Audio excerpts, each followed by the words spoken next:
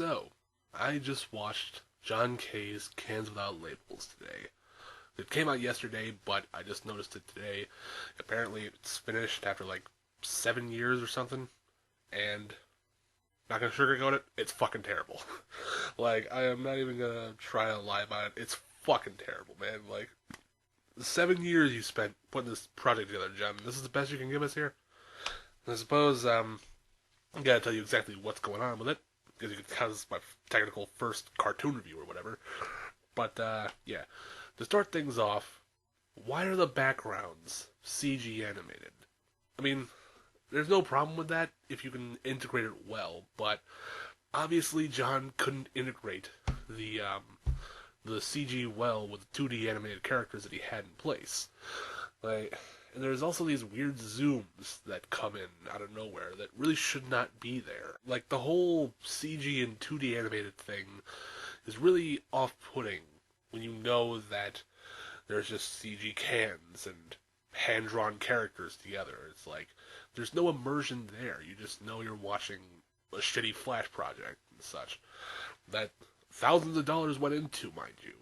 There were thousands of dollars that went into the Kickstarter that John made back in 2011 or 2012 or something like that. It was somewhere in between that time frame there, but just looking at it, some shots are fine, but most of it is just like weird, abstract camera angles and characters sometimes flipped around and just Christ almighty, man. It's like, and the pacing is a bit slow. Like the way the characters talk sometimes is a bit slow to get to anywhere because they have like weird pauses and such. I think what most people were saying is that John K refuses to grow as an artist. Like, if any of you know John K at all and his critiques on art or whatnot, you'll know he shit talks a lot of other cartoons and such, saying, I think he's the one that coined the CalArt style insult, and people sort of took that as a joke, like a joke that nobody would laugh at.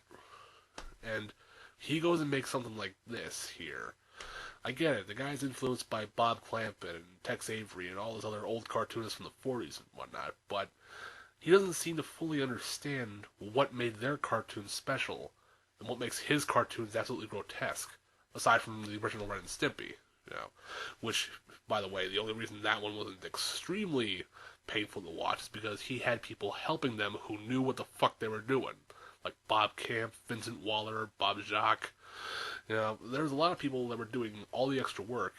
John just came up with the idea and the character designs and whatnot, and just did fuck all with it.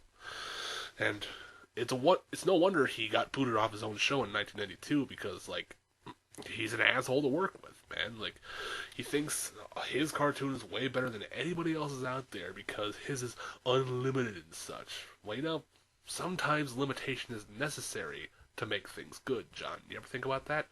You ever think that maybe sometimes limitation is necessary to make sure your cartoons actually have structure to them? And this Cans Without Labels short has absolutely no structure to it. Or if there is structure, it's not very well placed structure. Like I said, the slow dialogue going along, and just times where they'll just look at things and then not speak for a while. And I get that's probably a staple of his cartoons or whatnot, but it's just like, Christ, just have him do something other than just stare and make weird faces and shit. This whole thing's just making me brain fart, man. Just trying to comprehend how terrible this is here. It's just, and we expected better out of this, although we probably shouldn't have. We probably shouldn't have expected better coming out of a man who refuses to make deadlines just to make his own cartoons seem perfect, who basically abuses his workers, both physically and mentally, and also to keep in mind all the stuff that came out about him last year with Robin Bird and Katie Rice and such, all those like stories that came out about him that way, and just all the shit that's come out about him. Like, I knew he was an asshole before, like, that sort of illusion just went by me there. Like, I kind of knew he was an asshole there because of how he treated his cartoons and whatnot, but this just sort of solidifies that image that he is no longer a great artist. I'm not even sure he was a great artist to begin with anyway, but I don't know. I like the original Ren and Stimpy. Like, I watch the original Ren and Stimpy all the time with my family. Everyone in my family loves it. But I think it was only good because other people were trying to make it good, not solely because of John K. himself. Like, he had very little involvement in the later seasons, and you know, I actually feel those ones are better because they're actually more structured. Sure, it may have lost some of its charm along the road, but there was more structure to them and such, and cleaner animation to it. So that way people could actually be pleased with what the fuck they were seeing.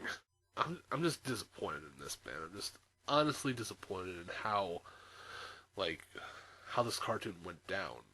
It's just, I wish it could have been done better. I wish John K. wasn't that much of an asshole, and he would actually listen to criticisms and such, and actually take into consideration how his art affects people, and how they perceive his vision, and actually listen to people who say no to his weird ideas.